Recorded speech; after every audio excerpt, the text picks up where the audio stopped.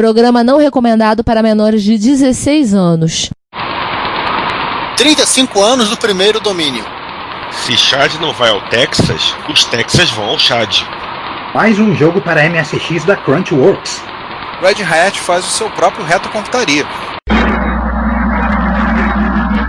Aqui fala o seu repórter retro, testemunha ocular da velhice do seu PC, com as últimas notícias da agência Retrocomputaria.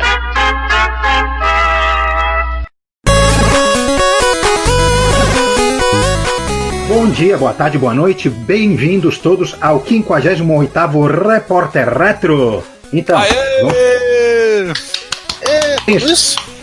tudo isso. Quem estamos aqui, além de mim, Juan Carlos Castro? Eu, Ricardo Pinheiro, em casa. Eu, César Cardoso, sabe-se lá quantos dias em casa. E eu, Giovanni Nunes, aqui olhando o sol queimando a praça. Bom, então, todos de casa, vamos começar como sempre começamos, com o 2020 das efemérides. Eba. Duas efemérides bem marcantes, né? É um mês pobre em efemérides, mas as poucas que tem são importantes. 35 anos do primeiro registro de domínio. Olha, a invasão dos Dominions, né? Não, isso aqui não é Star Trek. Não, isso aqui não é Deep Space Nine. Ah, tá.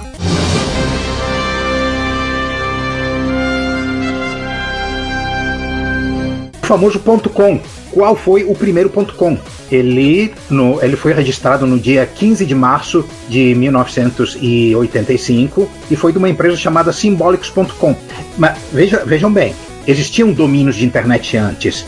Até .com existiam antes, mas o esquema de se registrar um domínio, de oferecer a internet para o público, para que o público pudesse comprar nomes e atribuir nomes às suas entidades, começou nesse momento, no dia 15 de março de 1985, com esse domínio da Symbolics, que era um fabricante de máquinas Lisp, né? Computadores baseados na linguagem Lisp, vindas do MIT. Aquelas máquinas baratíssimas que literalmente rodavam bytecode Lisp. E que eram o CPU TTL. Uhum.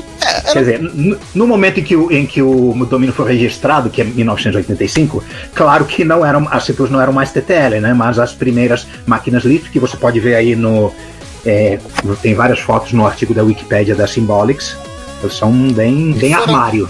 E foram citadas bem rapidamente no nosso episódio sobre mini computadores. Sobre o Workstation, porque literalmente nas Lisp Machines está a origem das Workstation, o conceito, né, de uma máquina, um computador particular, por assim dizer. E poderoso, né? Sem os compromissos sem o compromisso de uma máquina que tem que ser vendida na Walmart, na Radio Shack, na Sears e os canais. Agora uma coisa que eu tô curioso, mas como é que foi feita essa questão desse registro? Já existia o órgão regulador? Já existe? Esse é o nascimento do órgão regulador. Ele foi o TLD.com foi aberto ao público para que o público comprasse domínios pela primeira vez nesse momento, há 35 anos. E o primeirão da fila foi essa empresa aí. Sim, quando ela chegou lá no .com, era tudo um terreno, né? É porque ela estava ali onde as coisas aconteciam, ela estava no MIT, que era onde toda essa questão de... Ela já ia no terreno roubar laranja e goiaba. Verdade. Interessante, tem uma página na Wikipédia com os domínios mais antigos registrados, eles no dia 15 de março, aí assim, dos que me saltam os olhos conhecidos, né? A Thinking Machines em maio, que é aquela empresa que fez supercomputadores baseados em Z80, então era uma máquina com 64K de processadores Z80, a Thinking Machines, aqueles computadores cubãs, pretos, com vários LEDs piscando na frente. 65 mil chips, 65 mil processadores? 65.536 processadores Z80. Nossa senhora. Era uma máquina massivamente paralela. Eu lembro que eu estudei isso na pós. A DEC é ainda do ano de 85. A Northrop, fabricante de aviões. E aí em 86 tem algumas empresas mais conhecidas nossas, como a Xerox, a HP, a IBM, a Sun, a Intel, Texas, a TIT, cadê? Bell Atlantic, a GE... Aí vai a Boeing, isso tudo registro feito em 1987. 86 já tem um monte de registro, mas é interessante ver isso. Caramba, cara, é o primeirão, assim, no início deles. Mas uma coisa, é o primeiro registro.com, porque o primeiro registro.org, ele foi feito em 17 de janeiro de 85. Mas aí que tá, o .org, ele não tinha o processo de registro, assim, vamos oferecer, está sendo oferecido, quem compra, ele não era disponível ao público, era, nossa, esta entidade aqui precisa de um .org, vamos botar ali na mão. Foi assim. O domínio de Berkeley, por exemplo, é do dia 24 de abril de 85. Por isso que o correto não é dizer exatamente o primeiro domínio.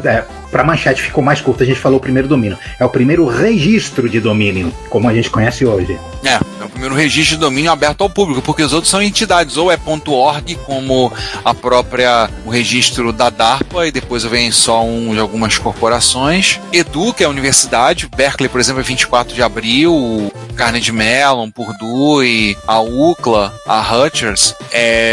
Se você for olhar, por exemplo, também, agora eu vou ficar olhando isso aqui, a .net, por exemplo, que era uma organizações ligadas à rede, né, a Nordonet, tudo lá.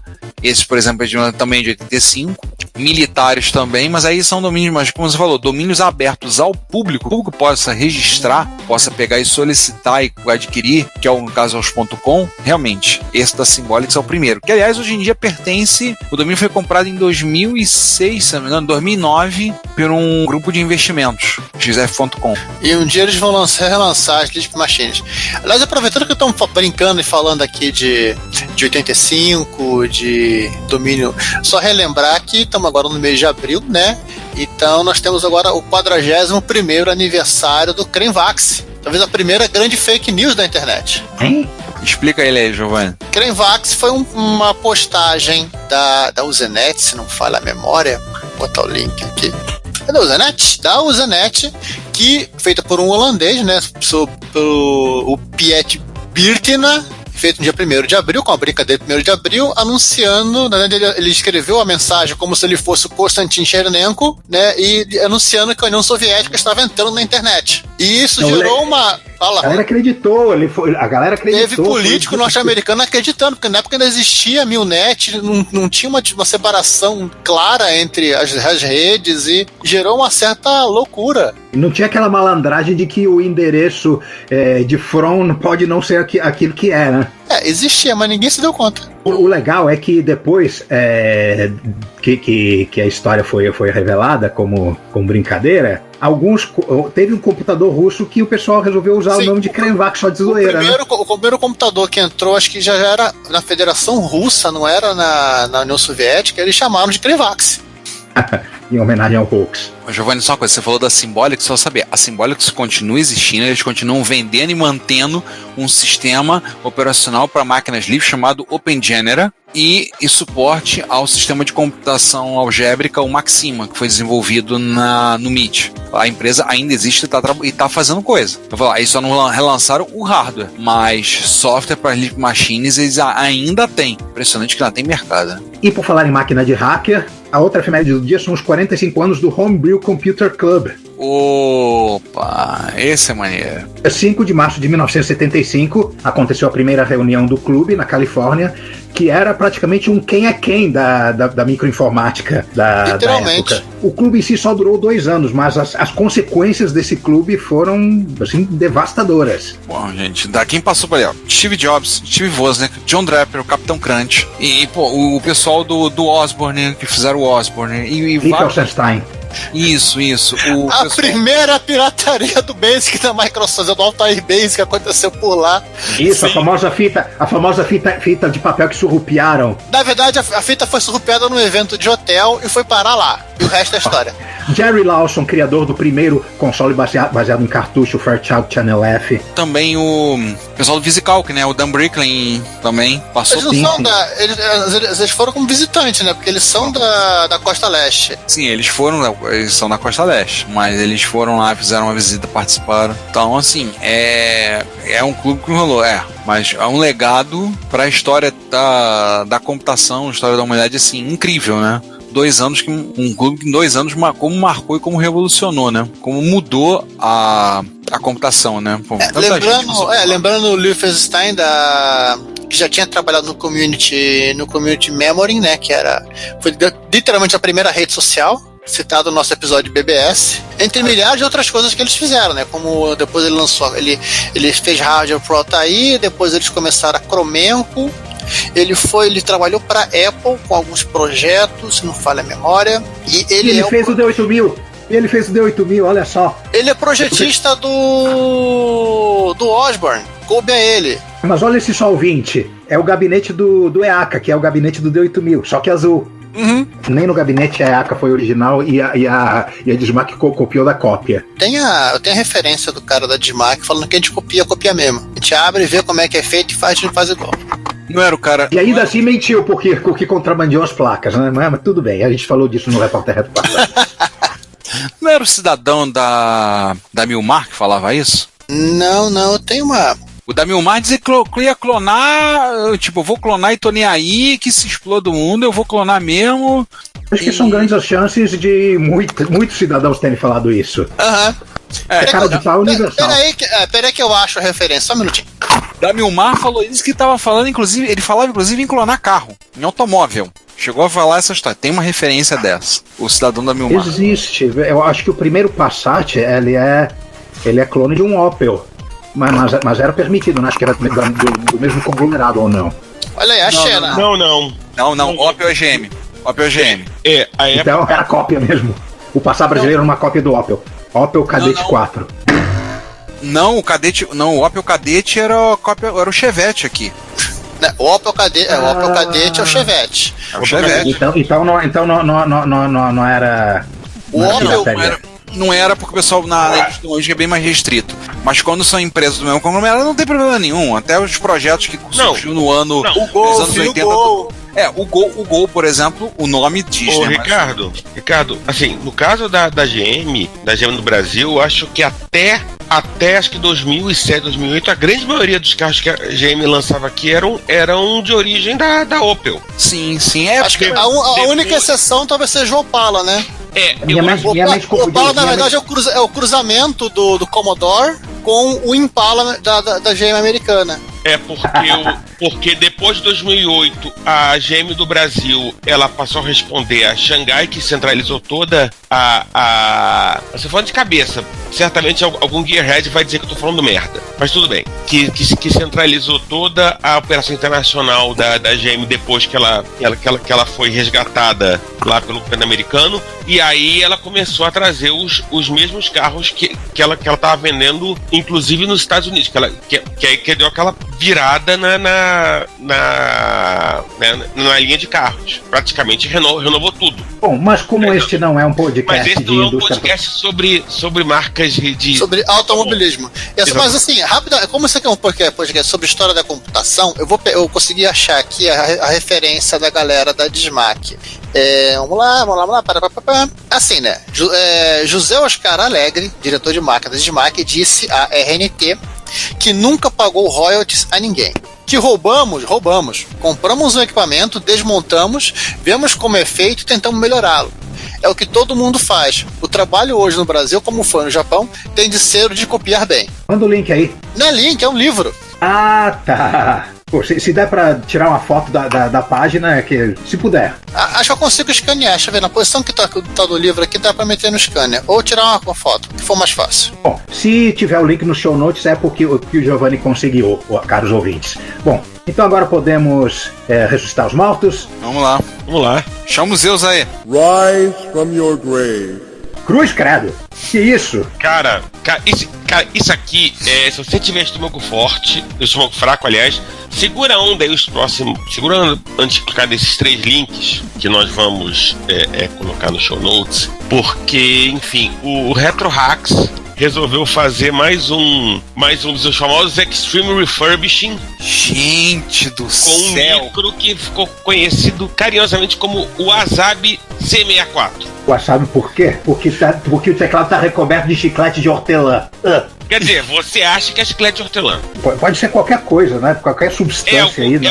É alguma coisa verde. Wasabi ou aquele pré-histórico Colinos Clorofila. Gente, tem a etiqueta da garantia. O parafuso que tá por baixo da etiqueta, obviamente a etiqueta rasgada, tá cheio de ferrugem. Não sei como ele fez pra tirar o parafuso, que eu não tô vendo nem fenda no parafuso. Começa aí a coisa. Ele falou que os parafusos estavam dissolvidos, então deve ter sido só separar a parte de cima da parte de baixo e limpar os restos e arrumar outros parafusos. Meu Deus do céu, assim, engraçado que minha esposa adora ver vídeo de restauração, mas ela não gosta de vídeo com narração. Ela gosta de ver o vídeo que o cara tá fazendo tudo sem fala, sem som, sem nada. Adora ver. Cara, vou botar lá pra ver isso. Esse não tem vídeo, é só imagem. Ele até comenta que... Muita imagem, é um site muito pesado. tem bastante imagens. Ele mostra o... E só imagens fortes, tá? Sim. Gente, o Drygol não consegue fazer um post com menos de 50 imagens, né? Até que não tem muito jeito, né? Mas assim, o que dá pra gente citar aqui rapidamente é que a carcaça de proteção, o shield de RF da máquina não existia mais. E o mais impressionante, tirando o modulador de RF que estava completamente morto e 3 chips proprietários que estavam completamente mortos e tiveram que ser trocados, a placa-mãe funcionou. Ele ainda teve que dar uma mexida na lógica por causa de vídeo, que os caracteres estavam indo meio estranhos. Cara, ele ligou. Ele trocou. Ele comenta que ele substituiu a Character ROM do Commodore 64 e estava estranho. Depois ele se deu conta que ele substituiu a Character ROM do Commodore 64 por uma Character ROM cagada. Ela tava bugada também. Aí ele trocou de novo e funcionou. Tava tão ruim que teve que trocar 2 vezes. Não, ele botou uma com defeito mesmo. Pra quem quiser ver, tem um videozinho de 1 minutinho, tá? O resultado no final. É de cair o queixo, assim. Ele usou... Cai, rola a sala abaixo. Ele usou ácido fosfórico pra tirar a ferrugem, porque o ácido fosfórico destrói o óxido de ferro, né? O ferro oxidado, deixa o ferro quietinho lá. Ele comentou que alguns parafusos literalmente dissolveram. Tá lá o micro ligando, funcionando. As molas do teclado ele teve que substituir, porque não existia mais mola de teclado. Ele teve que fazer um reforço nas paradas do gabinete que tinham sido rachadas, quebradas e estavam tortas. Ele usou inclusive um soprador de calor para ajustar as partes que tinham sido deformadas pelo tempo. A única exceção foi a tecla Ctrl, que ele manteve destruída para preservar a originalidade. A curiosidade histórica. Esse computador literalmente também é o Steve Major, né?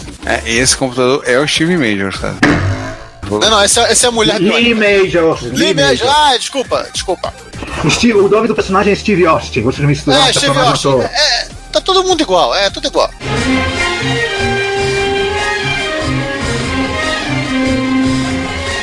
Mas assim, impressionante. Você vê o estado da máquina, é impressionante. É assustador.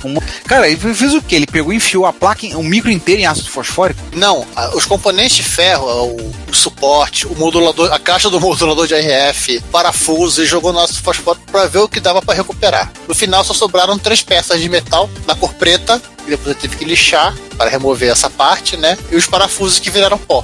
As molas ele teve que refazer os contatos do teclado também. A placa-mãe tá uma festa de ponto de ferrugem na parte de baixo. Nossa! Fora gosmas indefinidas na placa, né? Tem uma que ele até pergunta, aliens? Tem uma foto, ele tira aqui onde estava o modulador de RF na placa, assim. A placa é verde, né? Eu percebi. Aquele trecho é âmbar. Ele tirou a mancha de ferrugem embaixo, na placa. Gente, sim, ele poliu. Os parafusos todos corroídos de ferrugem aqui. Nossa, tô vendo. Já tô na segunda. Só tô vendo as imagens. Na hora de testar, ele aproveita para fazer propaganda do adaptador de cartão SD dele, né? Tá certo, né? Hora do jabá. Tá certo. Isso aí. Tá certo ele. Como é que esse cara... Gente, depois dessa recuperação, todo o resto do Rise from Your Grave é um grande anticlímax. Mesmo com o esforço sincero do chat, que a gente ainda vai chegar nele, né? Vamos chegar lá. Peraí, que nesse meio tempo, ele ainda teve tempo de consertar um Spectrum 128+3. E assim... Com um drive de 3 polegadas. Que não é nada assim... um gabinete detonado e um drive de 3 polegadas que estava detonado também.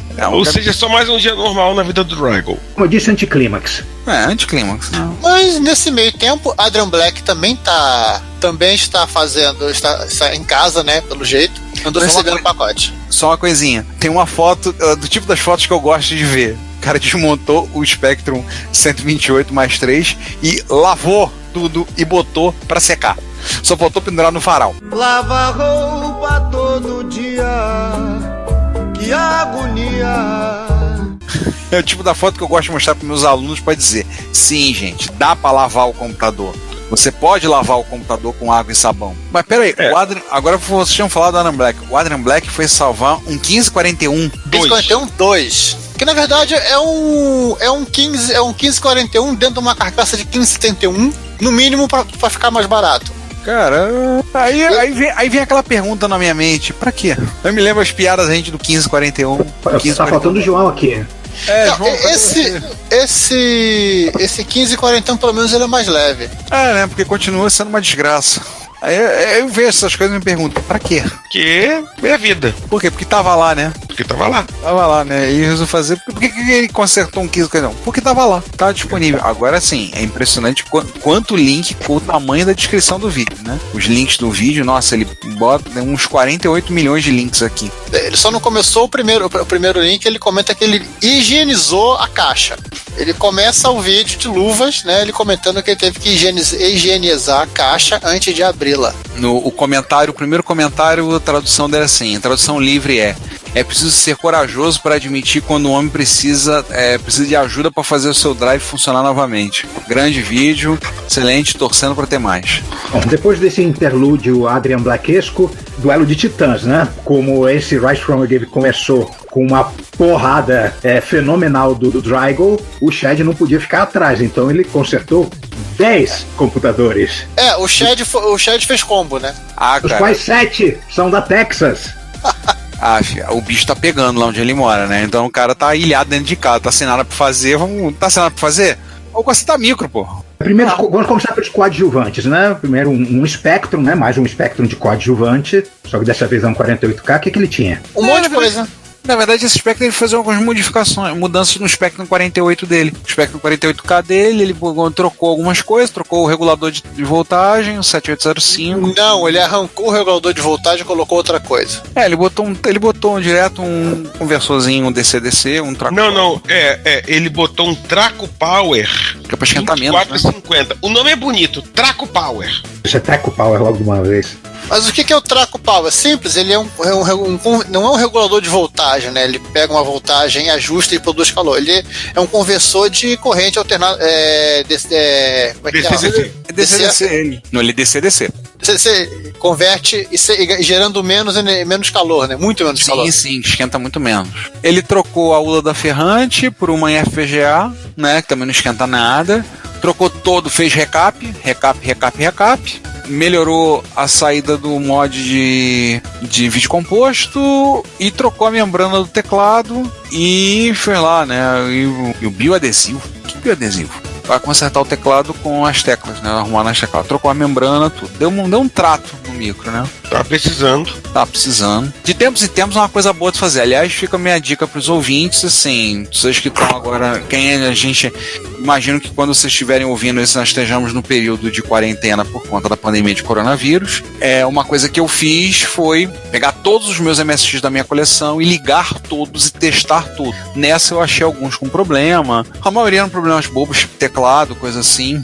Mas foram poucos, a grande maioria todos estão funcionando, mas eu deixei todos felizes, todos eles foram ligados, foram testados, rodei alguma coisa, testei, rodei teste de memória para saber. Então fica a dica para vocês, já que quem estiver passando pelo período da pandemia, com as limitações que nós estamos passando, nós e 1/3 da população do mundo, aproveita e vai dar um trato nos seus micros. É uma oportunidade que a gente está tendo, enxergar como uma oportunidade. Fica a dica. Olha só, esse segundo aqui é uma raridade, hein? É um drive de Commodore 64 clone. Existiram clones de 1541, né? Sim, eles têm uma história muito peculiar. Eles são raros e muitos deles tiveram problema com a Commodore, porque os drives da Commodore, como quem acompanha a gente já deve saber, eles na verdade são computadores. Tem um 6502, um marrom, um sistema operacional dentro do drive. Então você tem aquele mesmo problema, por exemplo, de clonar um micro da Apple. Tem gente que acabou na justiça por conta de cópia da BIOS do drive, não do computador, do drive. Tinha empresa que acabou mudando de nome para não ser pega pela Commodore. Vou encontrar com aquele macaquinho, né? O processímio. E aí teve outros que fizeram uma coisa melhor. Eles botaram diff-DOS dentro do drive. Licenciaram diff-DOS e botaram. Teve drive na época que saiu com diff-DOS dentro dele. Não dá pra fazer muita coisa. Mas o conceito foi bem simples, né? Só substituir o 74LS. Exatamente. Né? Quer dizer, só não, né? Vamos ser sinceros, né? Esse cara tem uma ROM independente. Ele baixado 51 vezes. Ele fez o dump da ROM, Ele fez um dump da ROM. Mas o lance é assim, né? Histórico. Ele falou assim, ele substituiu o 74LS LS10, né? Fim da história, mas até descobrir quem era o engraçadinho que não tava funcionando, demora, tá, gente? Não é tipo da coisa que você bota a mão na placa e lê a placa e diz, aquele componente está com defeito. Levanta-te e anda, pronto. Né, assim, levanta-te e sai da placa. Até porque 74LS, como se sabe, é a coisa que em qualquer placa aí dos anos 80 e 90 você vai ver aos milhares. Se vocês quiserem ter uma noção de como é que era por dentro da questão da confusão, tem 3 fotinhas lá que ajudam você a localizar. Boa sorte. É o que falou, é a dificuldade que o Valor antes disse. A dificuldade é justamente você encontrar isso lá dentro. É você pegar e olhar e, caraca, onde tá? A boa parte do problema é esse. Você descobrir... Existem manuais técnicos que literalmente te explicam assim, você com um osciloscópio, você tem pontos na placa e fala, olha, com a máquina ligada, você tem que estar com esses sinais chegando aqui. Você fica brincando de achar isso. Mas é um trabalho tedioso, né? Olha, eu vou contar. Nessa minha agora de arrumar tudo, eu contei em off, né? 2 MSX meus... Um MSX pelo menos deu um problema, que é o meu Pioneer PX V60, não abriu imagem. E eu peguei e abri o micro, e por incrível que pareça é um Pioneer fácil de abrir. Ao contrário do PX7, que é um inferno, esse é fácil. Abri, soltou lá, tirou pra... E aí eu tô vendo, seguindo onde é que é. Eu acho que o problema era um flat que leva tensão, que leva sinal da placa-mãe para a placa de genlock dele. Ou no sentido contrário, o problema é o flat. Mas cadê que eu tenho como testar isso? Como é que eu vou testar isso? Como é que eu vou descobrir? Provavelmente que na mão de alguém experiente vai pegar, olhar lá e ver, não, isso aqui tá com mau contato, eu refaço esse cabo, não sei o quê. Só que isso depende de experiência, depende de tempo para poder localizar. Vai ter que pegar e testar, ir lá e verificar um a um, rastrear o sinal, assim, trocar e ver assim, ele só trocou um componente, tá? Mas até chegar nisso. É aquela velha história do parafuso, né?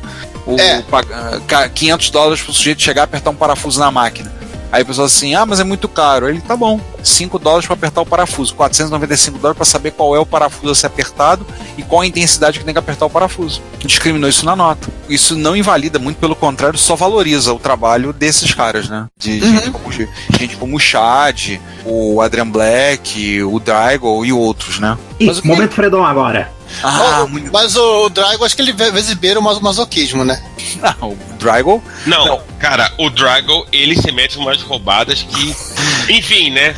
Inclusive, nem Jesus na causa. Nós não citamos, ele comprou essa máquina do eBay, né? Ele viu o estado, ele comprou... Não, pagou quase $60 nele. Ele entrou numa Bid War. No eBay. Bicho, a pessoa entrou numa Bid War. É muita vontade de sofrer. Com uma gosma verde. O cara tem que respeitar. Cara, ele entrou na vídeo. E detalhe, fechou em quase $60.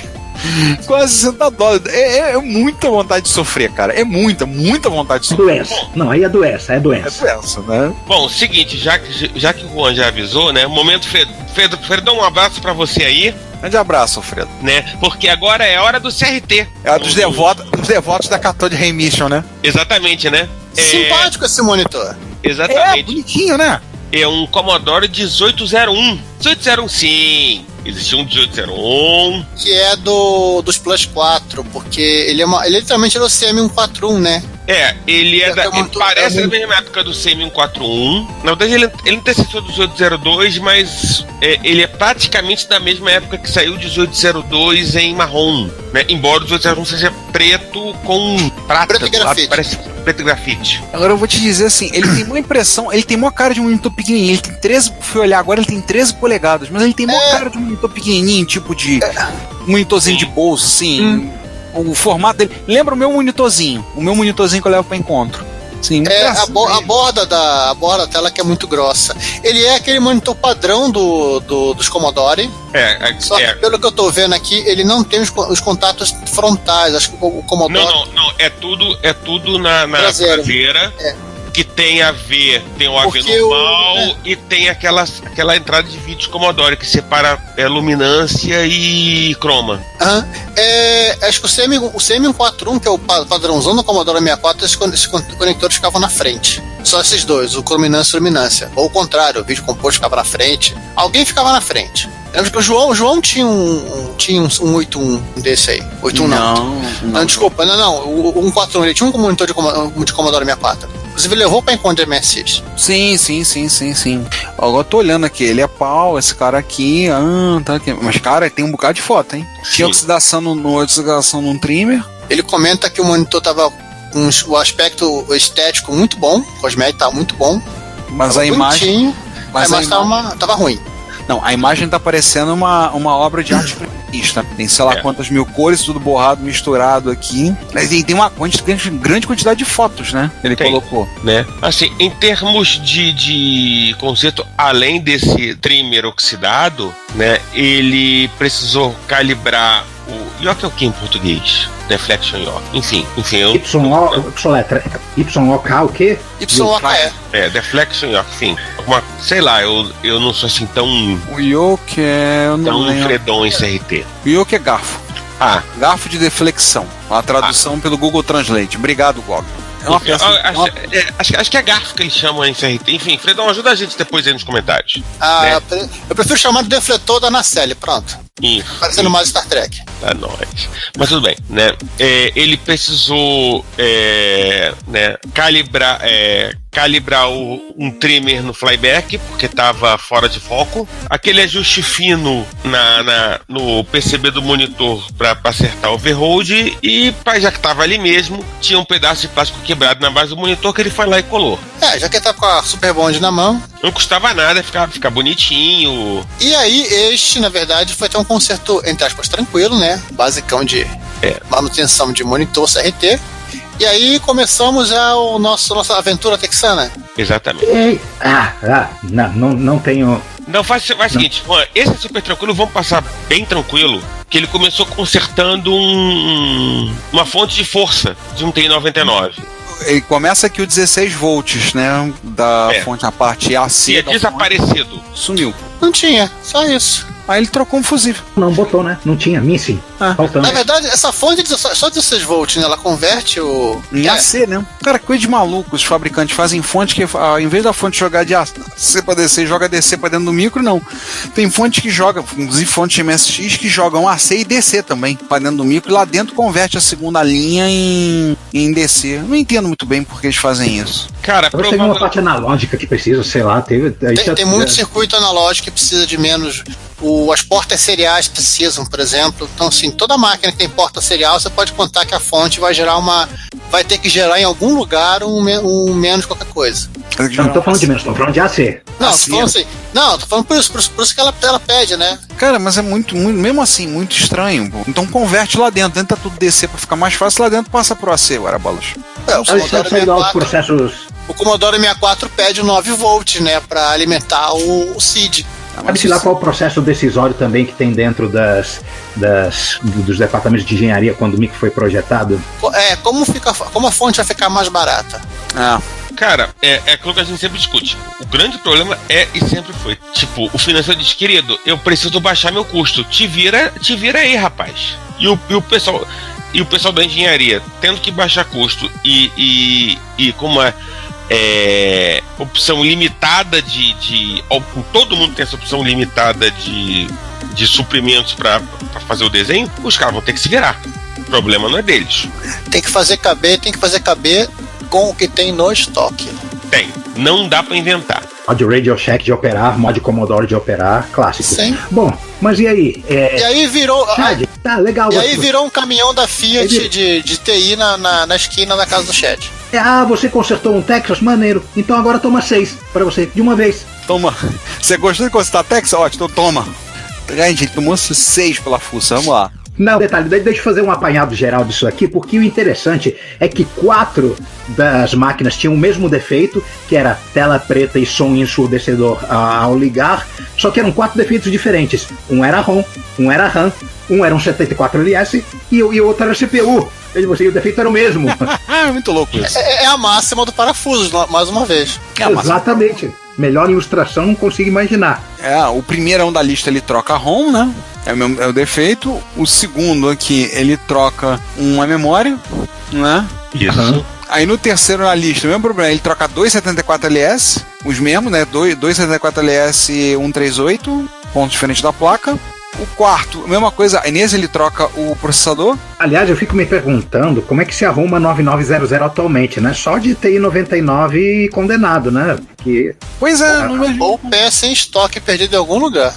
É, porque você não consegue coisas, entendeu? Não tem lugar, gente fazendo... Porque o TI, assim, o TMS 9900, ele não foi exclusivo da, né? Igual era o Paula, o CID, que era uso exclusivo da Commodore, o Poké da Atari. Não, eles eram vendidos para outras coisas. Então, assim, era para ser comprado usado. Tem o Piuta, tem o filho da Piuta. Sim, eles estavam disponíveis em estoques mundiais, assim, devem continuar disponíveis, porque não dá, ninguém compra, nenhuma empresa de distribuição compra 10 chips. Mas aquela coisa, quem deve ter isso aí? Você tem empresas específicas que você consegue comprar processadores, circuitos antigos e até razoavelmente antigos e de estoques que eles ainda têm. Vide V9990, né? Mas gente, o 1802 da RCA também, você ainda acha ele, aquele processador espacial maluco. Gente, aliás, gente... Cosmac, não era? Oi? Cosmac. Aliás, gente, eu tava de bobeira uns dias atrás, vendo os jogos do Mami, eu achei uns videogames espanhóis baseados no 1802, máquinas de arcade, maquinazinhas de navinha, de atirar, tipo, no nível de um Galaxian da vida, de um Space Invaders, só que baseados no Cosmac, veja você. Que louco. Desenvolvido na Espanha. A Espanha teve. A Gaelco produziu alguns jogos. Eu cheguei a jogar arcade na época, nos anos 90. Isso, da Gaelco. Pela Gaelco. Jogos legais, cara. Uns jogos maneiros. Jogos bacanas. Até que tem um que lembra meio que o Juno First, né? Sim. Mas eu peguei coisas mais recentes da Gaelco. Joguei coisas também mais recentes. Agora, voltando aqui ao Chad, o quinto era a tela de boot toda embaralhada, então ele trocou a RAM. E no sexto, problema trocou uma RAM que devia ser uma VRAM. Exatamente. E que não é a mesma RAM que ele trocou anteriormente, é outra RAM. Traço 15. Essa aqui é VRAM mesmo. Então, no último é problemas no som. O que ele fez? Trocou. Gente, por favor, vou falar uma coisa aqui sincera, sem querer zoar o computador dos outros, mas trocar a RAM do Texas, tecnicamente, é trocar a VRAM, né? Ele não tem RAM. A outra RAM que ele tem são 128K. É o stack. Aliás, nem tem stack. Ele tem um esquema maluquésimo de chamadas e de branches com contexto de processador, que é uma coisa assim do outro mundo. E para isso ele usa 256 bytes. De SRAM. Cara, assim, parabéns pro Chad. Uma salva de palmas pro Chad. Cara, faltou um. Não falamos? Não peguei tudo. Trocou o PSG. É o último, trocou o chip de som. Ele trocou o SN76494, que depois virou outro nome, né? Não, já tava com o nome oficial dele. É o PSG, não é? É o PSG. É o próprio. Cara, 7 TI 99. A outra era sua fonte. Não, mas tudo bem, mas foram 7 passados para o mundo. Eu sei que isso foi a fonte, mas 7. Pera aí que tá tendo um oitavo no caminho aqui. Alguém fez uma pergunta no dia 30 de março. Mas eu acho que esse não deu tempo. Provavelmente até ele receber essa coisa toda não vai dar tempo agora. O Frank só pediu uma ajuda. Tecla, tá faltando tecla no teclado dele. É normal isso. Ele só quer um control. Falta controle, falta control pro. Fica melhor em inglês, né? Falta control pro Frank. Falta control. Com isso, vamos fechar essa sessão do cemitério? Exatamente, né? Olha, quase um cemitério maldito. Quase um pé de cemitério. A invasão dos zumbis do Texas. Isso renderia um filme Z. Mas existe filme Z baseado no Texas, que é o Massacre da Serra Elétrica, que é o Massacre da Serra Elétrica do Texas, no original.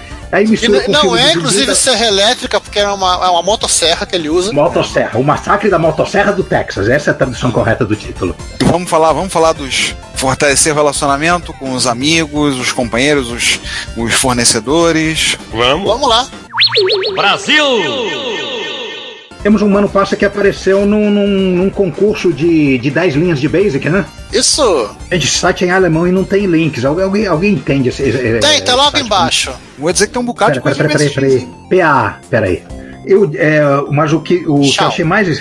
Mas o que eu achei mais estranho é que a quantidade de Commodore 16 que você vê tanto quanto Atari. MSX eu tô impressionado que tem bastante coisa, hein? Mas assim, tem um bocado de Commodore 16. Amstrad, Sharp, aqui, tá vendo aqui? Teve Thomson MO7. Gente. Nossa. Gente, pra quê? Oric. Um Oric, que louco. Tô vendo aqui o Oric. Tem VIC-20. Meu amigão MC10 aí também tem. Nossa, cara. Nossa, que louco aqui. Vamos falar a parte principal, né? O Renato Murta, né? Nosso colega lá de Belzonte, também dentro de casa, ele participou do concurso, ele participou na categoria... Peraí que eu fechei a janela, não acredito nisso. Mas alguém me explica essas categorias? Cara, eu não vou ler regulamento, não. Vou tentar puxar de cabeça. Peraí que eu já explico. Eles têm a Pur 80, a Pur 80, cada linha tem que ter 80 caracteres, a Pur 120, né, 120 caracteres, Extreme, ou seja, limite máximo dos caracteres, o Wild tá liberado, faz se quiser. A Extreme 256 deve ser no máximo 256 caracteres por linha. Assim, literalmente, o máximo que dá pra se desenvolver. E tem essa categoria Shao. A Shao era a parte de demos, não necessariamente jogos. E tem um MSX que ganhou o prêmio do público. É o Pixel Art Animation, do Shao. É o do Renato? É o do Renato. Maneiro. Tá lá, Yellow Man's Special Art. Ele fez um gerador de animações em Screen 2, mas é um jogo, mas é para Screen 1, né? Mas é uma aplicação para MSX2 que tá disponível aqui. Você pode rodá-la pelo WebMSX, vamos deixar o link aí.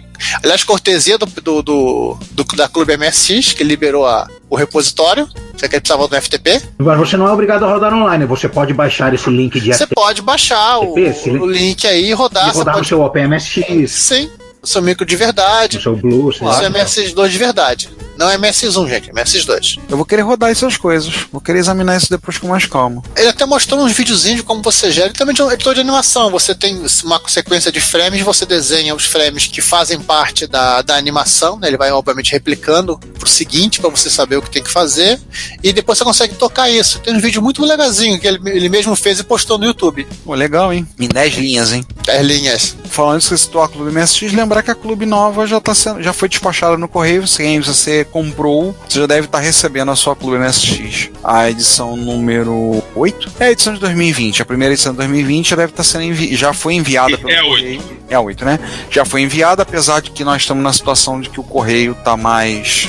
Devido ao atual contexto, o processo está mais lento, né? Mas o Mário já avisou que já enviou e já despachou. E então, você que está em período de quarentena, tá aí vou fazer. Tira o atraso da leitura das suas edições da Clube MSX. Quarentena-se. Na verdade, você tem que estar de qualquer jeito atrás das edições da leitura do Clube MSX, mas isso não vem ao caso aqui. Se você está atrasado na leitura, já tem mais um motivo e mais coisa para ler aí. E vale a pena. Precisa muito ler aquela série de artigos sobre Dodge, não. Aquela lá não vale a pena, não. Aquela lá não tá muito boa. O resto vale a pena. Tirando os artigos sobre a MSX, a revista é boa, não é isso? Tirando nada. MSX é atraso de vida. Então, vamos pros comentários, então? Vamos. Nosso episódio teutônico, episódio 106, Alemanha. Episódios com nomes grandes, né? Juntar todas as palavras numa só. Primeiro comentário de Fábio Emílio Costa. Coisa linda era o Simatic. Lembro de usar ele para configurar algumas máquinas com CLP da Siemens na Brastemp como aprendiz. Era uma máquina pesada e com aquela beleza alemã dura que mostrava que aquilo era o Nokia 3310 da época. Lembranças mil. Cara, essa coisa de computadores industriais é um mundo completamente bizarro. Ele era uma maletona baseada em 286 rodando CPM para literalmente só isso. Gente, não sei se eu já falei isso aqui alguma vez no podcast, mas a LZ, a empresa do Commodore 64 que eu trabalhei, também desenvolvia para minis da Nixdorf. Eram máquinas multiusuário com um sistema operacional que lembrava o CP, não era 100% compatível, mas era uma máquina multiprocessada com Z80 e multiusuário com terminais seriais. E era um bichão pesado mesmo, tudo de ferro. Até aqueles HDs de mini, eu me lembro daquele barrilzão, com a placa, né, magnética do disco ficava visível e escrito Nixdorf numa fonte assim chatada em torno. Eu lembro desse visual. Aquela de panela? Sim, uma panela, um HD de panela. Eu provavelmente sou a última pessoa do universo que se lembra disso. Alguém da Nixdorf ainda lembra. Talvez tenha no museuzinho deles lá. O segundo comentário é uma errata, né? Porque colocam essa porta do Giovanni para gravar o podcast, né? Lembrando assim, só que é século IX e não século IX. Agora podemos prosseguir adiante. E aí o Danjovic fala, fico me perguntando se o SUSE Linux, tradicional distro alemão, é homenagem ao Konrad Zuse. Não, Danjovic, sinto muito, não. Ele fez uma zoeira com Konrad Zuse. Alguém vai querer ler? Não dá pra ler, acho que não vai dar pra ler, porque não, a gente vai ter que parar pra respirar. Né, tem uma palavra O que aconteceu, gente, eu explico. Deixa eu explicar uma coisa. O que aconteceu é o seguinte, eu não captei a piada, achei que era simplesmente um erro de digitação, e eu corrigi o comentário dele de use para Zuse. Aí ele comenta, acho que vocês não entenderam a piada com a letra trocada, com a letra Y trocada para Z, o Aro Layout Quartz, que corrigiram o sobrenome do Konrad. Aí eu recuperei a piada dele. Aí eu respondi na mesma moeda, descorrigido, desculpe, incapacidade de entender a piada. E aí eu resolvi lembrar o que significa SUSE, né? SUSE queria dizer Software and System Entwicklung, ou seja, é software para desenvolvedores, um troço bem developmental, assim, literalmente a piada do tiozão do Pretzel ou do Pretzel ou do Despotzel. Tiozão de chucrute. Tá. Tiozão do chucrute, falou tudo. Aliás, como se diz tiozão do pavê em alemão? Por favor, deve ter uma palavra de 50 letras que você tem que falar de uma vez só, juntando um monte de palavras. Se alguém souber, por favor, coloca aí nos comentários desse repórter reto. Não vamos ler, mas enfim. Peraí, deixa eu digitar aqui. Tiozão do pavê em alemão. Flaster Onkel. Não, sério, não, eu vou copiar aqui, eu vou copiar na pauta. Assim, eu pensei porque em inglês eles chamam de dead jokes, né? A tradução não é literal tio do pavê. É porque em inglês não é o tio que faz a piada sem graça, né? Não é o sobrinho que fica com vergonha, é o próprio filho. É o filho que fica com vergonha do pai. Então deve ser uma coisa, de repente, enfim, deve ter uma tradução não literal pra tiozão do pavê, mas infelizmente esse não é um podcast de catalogação de piadas do pavê. Vai ser um podcast eterno. Cara, seria um podcast eterno, tá aí. Gostei da ideia. Mas enfim, segue vamos seguir em frente? Momento em frente. O Alstom passa assim. Capta todo o sentimento da nação retro quando fala: deu vontade de visitar esses museus todos, mas o tal do corona fica pra depois. Isso aí, fica pra depois, fica em casa. Não precisamos dizer porque não precisamos entrar em detalhes. Sugerimos então que você procure ver os museus virtuais, por exemplo. A gente falou que o da Nixdorf tem.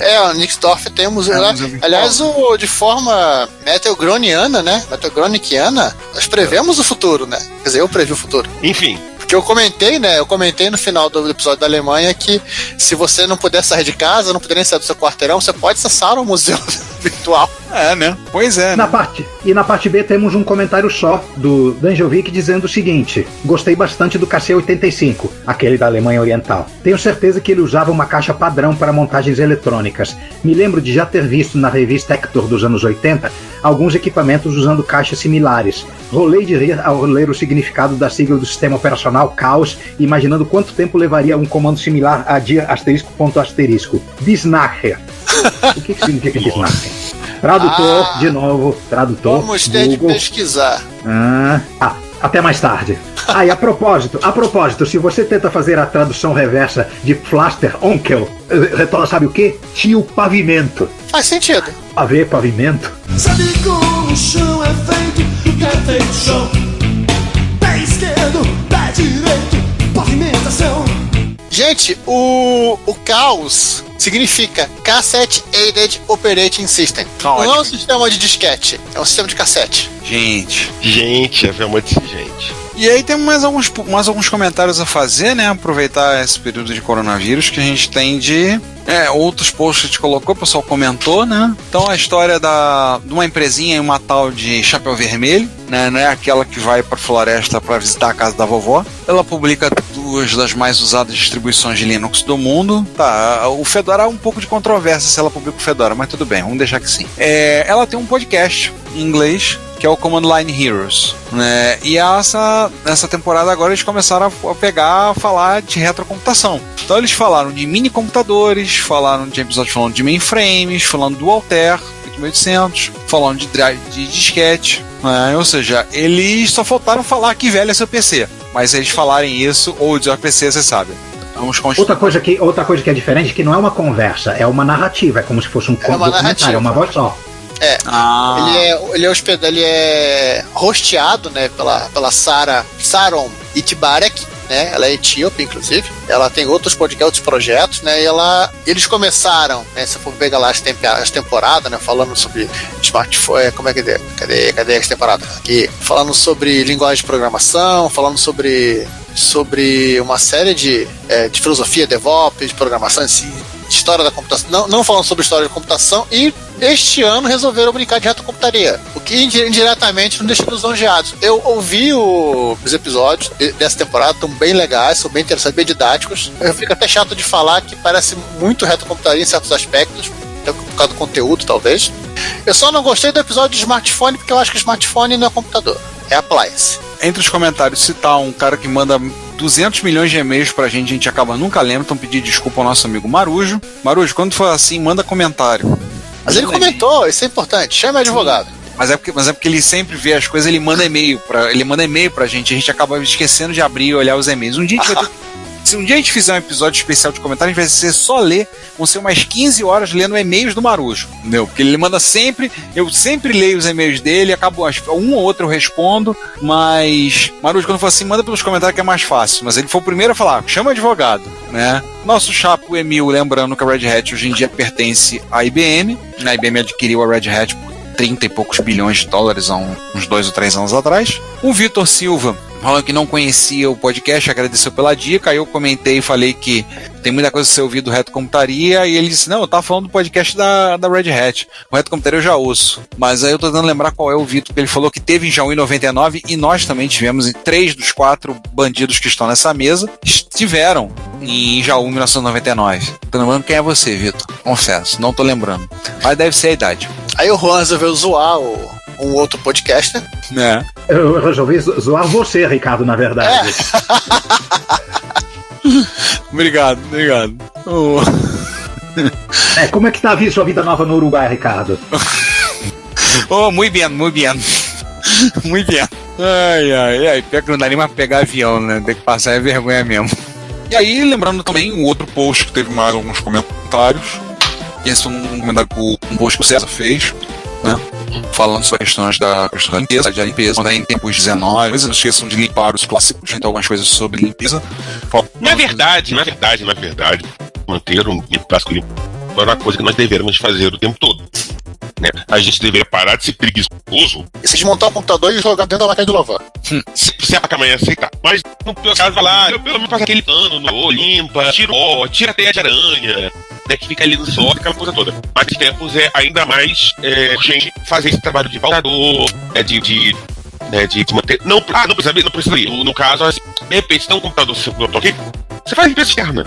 Ali, passa ali, passa o pano, tira o pó, limpa ali, entra nas contas ali de aquela coisinha ali simples, básica, né? O seu amigo fica alegre, feliz, contente, liga, né? Abre um sorriso. E não só o clássico, lembrar também de limpar o seu computador de trabalho regularmente. Isso me faz lembrar a asepsia do seu equipamento. Isso me faz lembrar que eu tenho que lavar, tenho que esperar o sol ter mais sol, que eu vou desmontar o meu Moto M, que é o meu teclado retro, para trabalhar no meu negócio. Vocês já ouviram ele participando em vários episódios, tem que desmontar esse teclado para lavar. As teclas estão meio sujas. A base do Moto M você consegue desmontar ele todo sem dificuldade, tirar todas as capinhas, lavar com sabão, esfrega lá, botou pra secar, beleza, monta tudo de novo e tá resolvido.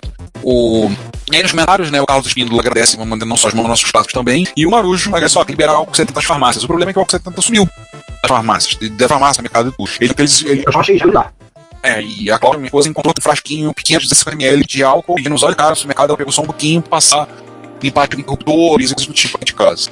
Ou só pra lembrar uma coisinha, eu tive com uma pessoa conhecida nossa, né, amigo nosso, que trabalha com um profissional de TI também, além de trabalhar numa certa empresa, ser um dos sócios de uma certa empresa de produção de hardware, e ele fez o seguinte, ele comprou 2 garrafões de 5 litros de álcool.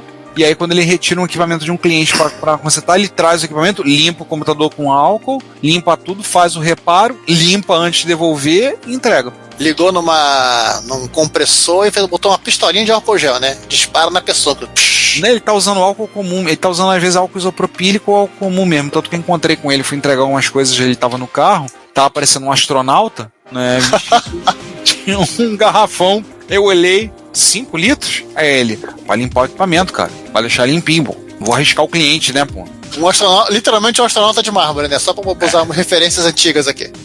Um astronauta de mármore, você falou tudo. Sempre estar lá e ver ele voltar. Não era mais o mesmo, mas Aí foi assim, então não se esqueça de limpar os seus equipamentos, onde tá saindo. Aquelas restrições que você já sabe, né? Deixa um par de roupa do lado de fora de casa se tiver oportunidade, usa essa roupa quando chegar em casa, tem que saiu, se lava. Poupem o trabalho e saiam pelados mesmo, é mais fácil, mais rápido. Pois é. Ninguém vai chegar perto de vocês, inclusive. E hoje, inclusive, com um número reduzido de pessoas nas ruas, você vai poder caminhar mais tempo antes de ser abordado por alguém dizendo que atentado violento ao pudor e que espetáculo é de onda é esse. Não havendo penetração não é violento ao pudor. Só atentado ao pudor. Então... Aliás, eu vi no Facebook uma mocinha lá nos Estados Unidos que ela tem uma máscara com vários pintinhos desenhados, vários pênis desenhados.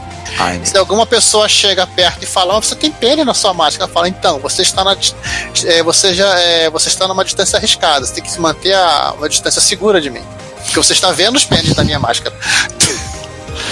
Tá aí um caminho, eu pensei em fazer, eu tava falando com minhas esposas, podia fazer máscara com o logo da MSX, né? Faz uma máscara com vários 74 LS. Boa também. Estando numa árvore. Exatamente. Faça uma máscara 74 LS. Boa, não. Aí, consegue mexer na LS, não vai não. Então, pra nós.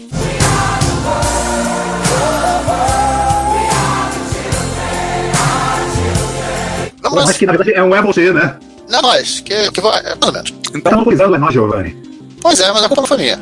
Foram das circunstâncias. Então vamos começar lá. Começar a participação do Retro Treino no Fliperama de Boteco, né? Eles fizeram um episódio sobre o Donkey Kong Country. Basicamente fala do jogo, né? Desenvolvimento do jogo, da estratégia da Nintendo. E eles começaram a bater todo um bate-papo sobre o fato de que a Rare usava as máquinas da Silicon e tudo mais, e fica meio que na dúvida por quê e tudo mais, né? Então assim, a gente acaba pedindo uma ajuda nossa para explicar o que eram essas máquinas, o que elas faziam, a capacidade e tudo mais, e pulou uma rápida explanação sobre a Silicon Graphics, história sobre o caso Silicon Graphics, sobre a processador da MIP, sobre inclusive a Rare, que no passado remoto foi chamada de Ultimate Play Game, que fazia jogos para esses Spectrum e outros maquinários ingleses. É interessante que a Silicon Graphics, assim como a IBM, estava no nosso imaginário coletivo. Falar com uma empresa, nossa, caramba, é o que é para a geração atual o Facebook. Pra gente, até hoje, fala da IBM. Se fala da IBM pra essa garotada leite com pera e criado a tomar um ovo maltino e doces caramelados no fundo da geladeira, você chega e fala pra eles, IBM, tá, grande coisa. A gente fala, caraca, IBM, nossa, fala pra eles uma coisa, a Silicon também. Eu lembro quando eu assisti a primeira vez uma palestra ao vivo da Silicon, eu tenho até hoje a lapiseira que eu ganhei lá guardada na apresentação da Silicon na universidade, e eu lembro que eu fiquei impressionadíssimo, né? Porque o cara chegou assim, não tinha caixa de som. Não, tudo bem, foi lá, espetou um microfone de lapela, ligou na traseira da estação que eles trouxeram da Silicon para demonstrar e usou o som da Silicon lá, botou lá e jogava no som. E isso na época, isso antes de console multimídia, antes da multimídia em si. E assim, eu fiquei bestificado, né? Porque eu falei, caraca, ele tá usando o computador como alto-falante, caramba! Nossa! Só esclarecimento, a Rare, essa empresa, não é Harry de Harry Potter, não é Harry cabeludo, é raro. Isso. Rare de raro. Exato. Mas assim, é interessante que a Silicon tem essa mística toda, tanto que há um tempo atrás apareceu uma doação de uma estação Silicon Graphics. Eu falei, não, vou ficar com a Silicon. Gente, aquilo é mais pesado que a carga do pecado. Eu lembro daquilo, tava navegando do amigo do João. Aliás, uma curiosidade sobre a Silicon, nessa época, já no começo da década de 90, elas falam já de supercomputação lá pra cima, né? Ela não era só uma empresa de visualização gráfica, ela era também uma empresa que tinha uma expertise grande em supercomputação, porque ela conseguia montar supercomputadores. Aí estão falando de estação de trabalho, supercomputadores mesmo, né? Geladeiras Silicon Graphics continham 1024 processadores. Sim, ela fazia isso customizado para várias empresas. Inclusive, tem um vídeo a gente divulgou aqui no Retontaria um tempo atrás. A gente comentou de um cidadão que pegou e comprou um. Assim, tava jogando fora, ele meteu debaixo do braço, carregou pra ele. Isso, nada que um gato na linha de alimentação da energia elétrica não resolva pra falhar, né? Ele foi direto lá, pegou lá, meteu 2 gramas na linha e puxou ligar a máquina. A máquina custava tipo $150 mil, né? Aliás, pra quem quiser olhar, onde que tá no Brasil, fui dar uma olhada no eBay, tem indie à venda. Queria só gabinete, meu sonho era montar um PC num gabinete desse. R$2.426. Acho que daria pra fazer isso usando uma injeção de molde de plástico de forma mais barata. Vamos falar da TLC, fala coisa boa, fala da TLC. Isso é um post no meu blog também. Não, outro não é post no blog, mas também é meu. Com relação às minhas experiências programando, sim, uma coisa que eu botei na cabeça pro ano de 2020 foi tentar aprender um pouquinho mais de C. Então estudar, além de fazer main, int, main, void, fazer alguma printfs e exit e return, fazer alguma coisa mais sólida, coisas mais sólidas em C, né? E eu comecei a aprender C, mas vou juntar com duas coisas. Então vou juntar também retrocomputação nessa história, porque vai ser divertido. Comecei a fazer umas experiências olhando os Cs que existiam na época, pro ProtoST, aí esbarrei no HCC, que é literalmente um C feito por um tiozinho lá na Holanda, bem interessante, que o cara faz o compilador, o cara faz a IDE, para assim dizer, né, o editor de código, mas ele era muito limitado. Eu comecei a ter alguns problemas para linkar bibliotecas, então eu voltei a meus estudos e acabei caindo no bom e velho GCC. Foi quando eu descobri que o GCC, eu sei que ele tem o binding né, ele tem a parte de compilação pro Mint. O Mint não é o TOS. O TOS ele é monocromático. Ele é monotarefa, ele é, digamos assim, o DOS, enquanto que o Mint ele tem uma estrutura mais sofisticada para justamente suportar multitarefa. Pô, mas ele não daria para gerar, usaria binários que poderiam ser incompatíveis, não rodariam no meu Atari ST, porque eu não consigo rodar Mint, eu não tenho 4 MB de RAM no meu Atari ST. Aí, estudando mais um pouco, eu me deparei com o EmuTOS, que é a CBIOS para quem é de MSI, né? A CBIOS do Atari ST, né? É uma implementação livre da ROM, e eu reparei que eles usam GCC e usam também os binds do próprio TOS. Eu comecei a estudar um pouco o código deles, ver como eles faziam, e acabei gerando esse postzinho aí, que gera inclusive um Vagrant File, para quem usa o Vagrant, que já sobe uma máquina virtual com toda a configuração que você precisa pronta para usar o GCC, e alguns exemplos de código. E o legal de usar o GCC para isso é que você pega a sua máquina nova e faz um código, e pode pegar esse mesmo código e levar para sua máquina velha, ou antiga, ou clássica, e rodar o mesmo código sem alterações, que foi a parte mais divertida dessa experiência. Porém, tem mais coisa vindo aí, porque eu estou olhando como são os acessos a BIOS do Atari ST para poder acessar o hardware pelo GCC. Eu já fiz uns testes, mas eu quero fazer outras coisas. Esse post é o primeiro de várias partes, né? Esse é o primeiro. Aliás, o modo como o vídeo do Atari ST é desenhado é assustador. Ele não é linear, só vou dizer isso. Bom, para quem já viu o layout da tela do HGR da Apple, qualquer coisa é... Não, dele é separado em bits. Eu consegui fazer um conversor para isso, mas é uma coisa muito louca.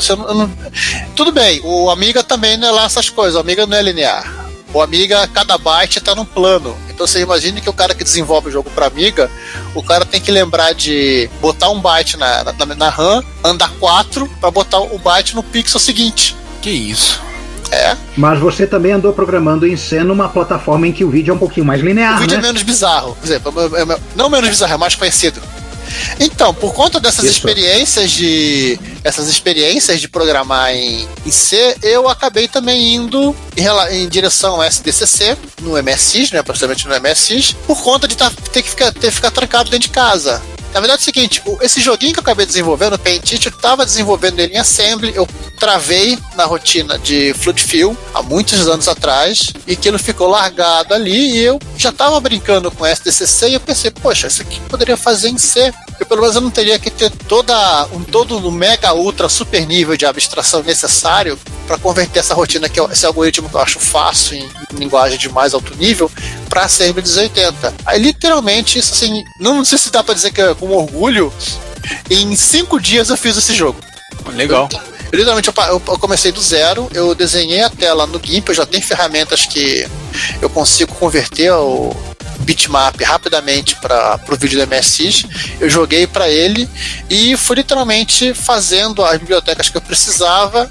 Quando eu terminei todas as bibliotecas para acessar o vídeo, eu já tinha o algoritmo pré-pronto, eu tenho esse código do Paint de Python. Então literalmente eu fiz a conversão do que eu precisava e pum, o jogo estava pronto. Foi talvez meio que em tempo recorde. O joguinho é viciante. Eu me perdi jogando seu jogo. Eu já percebi. Existe qual é aquele cara do Coco que fez o Farfall? Joe Lenville? Ele também tem um jogo desse. Foi a partir da versão desse jogo que ele fez pro Poco que eu fiz o meu. Aliás, Giovanni, na revisão 1, depois daqueles bugs que eu te mandei, ele ainda tá com aquele problema de na 28ª ele dizer que você isso perdeu. Você já corrigiu no fonte. É uma burrice de algoritmo. Eu tenho só que seguir adiante. Aliás, assim como eu fiz com o exemplo da TST, esse cara também tem um Vagrant File que vai subir uma máquina virtual com o Ubuntu, vai baixar o SDC, vai instalar o SDCC, vai baixar o back-end do Avelino para MS-DOS, vai compilar o que precisa e você já consegue compilar o código direto com ele. Inclusive tem até um cara chamado MakeDist que inclusive gera a imagem de disco para você usar no emulador. Eu até pensei em fazer isso, mas eu estou economizando espaço e se for no meu notebook que eu estou usando para trabalho. Você pode gerar essa versão nova? Eu vou gerar daqui a pouco. A Revision 2? Acho que até a saída desse episódio já está saindo a Revisão 2. Eu quero colocar mais alguma coisa. Maneiro. Então esperamos ansiosamente. E nesse meio tempo, né, eu coloquei o jogo ele saiu no MS.org, eu coloquei ele agora lá na it.io. Por quê? Porque eu achei legal começar a centralizar os jogos de forma distribuível por lá. Então, assim, não só tá o Paint, como tá também o Nosedive e tá o Flappy Bird. Inclusive, o legal é que eu posso até acompanhar os downloads. Isso é da era antiga de desenvolvimento da Crunchyworks, que era em Assembler, né? Agora, Não, eu eu vou até tentar subir alguns títulos de jogos que foram feitos em Basic, que pelo menos fica mais fácil de distribuir para as pessoas. Maneiro. Então, fechamos? Fechamos, eu acho. Ricardo, o que é isso que você mandou aqui? O assunto pro próximo Repórter Retro. Agora eu não vou botar. Mas isso eu acabei de olhar, eu falei, não, tem que mandar pra vocês depois verem. Assunto pro próximo Repórter Retro. A gente pode botar isso no próximo. A gente vai gravar em maio. Isso aí. Beleza, eu já coletei aqui e vou. Bota.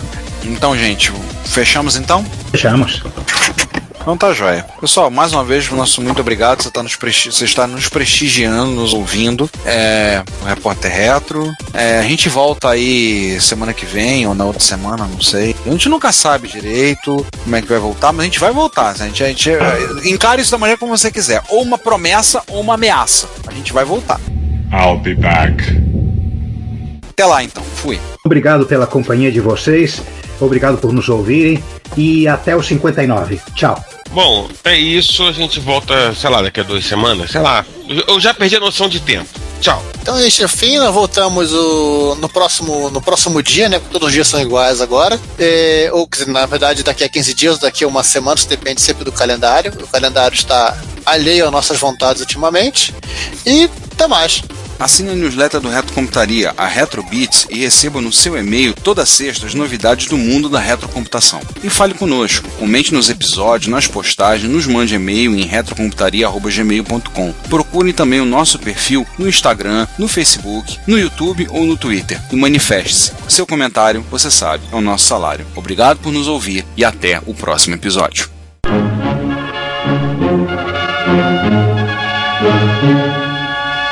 Thank you.